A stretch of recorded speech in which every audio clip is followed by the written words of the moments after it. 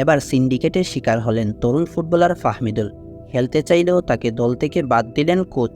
ভারতের বিপক্ষে ম্যাচকে ঘিরে পরিকল্পনা থেকে সরিয়ে নেওয়া হয়েছে ফাহমিদুলের নাম, যার ফলে সৌদি থেকে আজ সকালে বাংলাদেশ দল ঢাকায় ফিরলেও সেখানে ছিলেন না ফাহমিদুল। এ বিষয়ে জানতে চাওয়া হলে দলের ম্যানেজার বলেন, ও এখনও তরুণ, ওর বয়স কম, আমরা ওকে আরও সময় দিতে চাই, ওর অভিজ্ঞতার অভাব আছে, তাকে নিয়ে আমরা অন্যভাবে পরিকল্পনা করছি।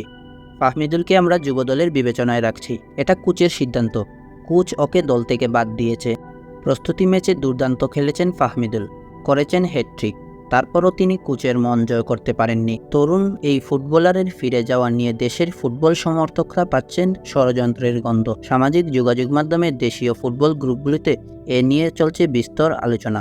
অনেকেই জাতীয় দলের সিন্ডিকেটের উপস্থিতি নিয়েও সংখ্যা প্রকাশ করেছেন।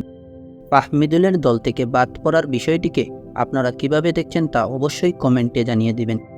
আর খেলাধুলা সম্পর্কিত যে কোনো আপডেট পেতে আমাদের চ্যানেলটি সাবস্ক্রাইব করবেন। ধন্যবাদ।